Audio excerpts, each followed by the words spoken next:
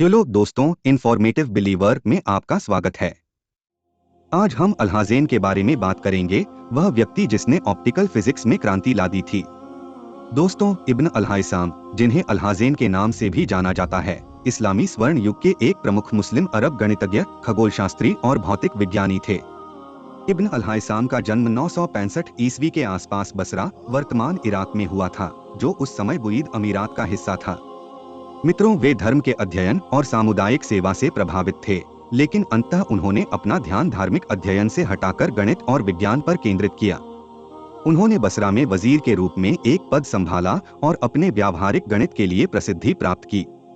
इब्न अल-हैसाम ने नील नदी की बाढ़ को नियंत्रित करने में सक्षम होने का दावा किया, लेकिन अस्वान में एक हाइड्रोलिक परियोजना को साकार करने के लिए फातिमिद खलीफा अल-हकीम से मिलने के लिए आमंत्रित किया गया था। हालांकि उन्हें परियोजना की अव्यावहारिकता को स्वीकार करने के लिए मजबूर किया गया और उन्हें मिस्र के काहिरा में एक प्रशासनिक पद दिया गया।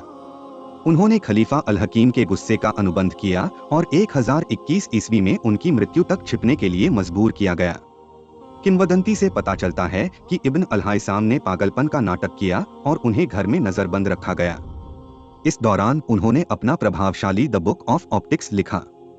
वह अल-अज़हर विश्वविद्यालय के पास काहिरा में रहते थे और सोरखाब और अबू अल-वफा मुबाशिर इब्न फ़तेक सहित फारसी छात्रों को पढ़ाते थे। दोस्तों, इब्न अल-हैसाम का पूरा नाम अबू अली अल-हसन इब्न अल-हैसाम है। कुछ स्रोतों में उन्हें अल्हाज़ेन के नाम से भी जाना जाता है, जो उनके नाम का लैटिन संस्करण है।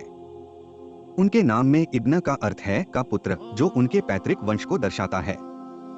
इब्न अल-हैसाम ने प्रकाशिकी, गणित और खगोल विज्ञान सहित विभिन्न क्षेत्रों में महत्वपूर्ण योगदान दिया। उनका सबसे प्रसिद्ध काम प्रकाशिकी के क्षेत्र में है, जहां उन्होंने इस्लामी स्वर्ण युग के दौरान प्रभावशाली पुस्तक किताब अल-मंजीर यानी द बुक ऑफ ऑप्टिक्स लिखी थी।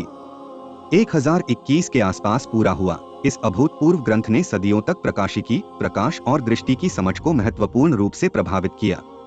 द बुक ऑफ ऑप्टिक्स में इब्न अल-हैसाम के काम ने प्रचलित यूनानी, रोमन और प्राचीन इस्लामी सिद्धांतों को चुनौती देकर इस क्षेत्र में क्रांति ला दी।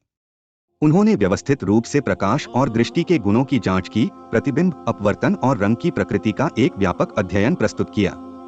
इब्न अल-हैसाम ने अवलोकन और परीक्षण परिकल्पनाओं के महत्व पर जोर देते हुए प्रयोग और अनुभवजन्य साक्ष्य की अवधारणा पेश की।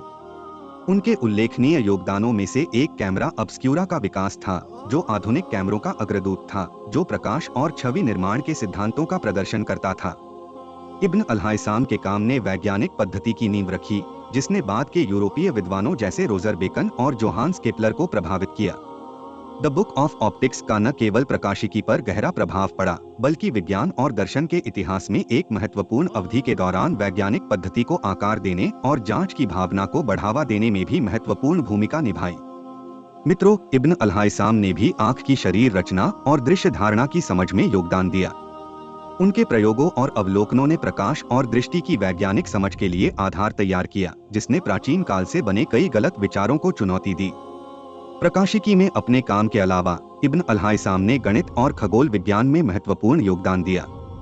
उनकी विरासत उनकी विशिष्ट खोजों से परे फैली हुई है, क्योंकि उन्होंने प्राचीन यूनानी विचारकों के ज्ञान को मध्ययुगीन इस्लामी दुनिया और अंततः पश्चिम में संरक्षित करने और प्रसारित करने में महत्वपूर्ण भूमिका निभाई थी।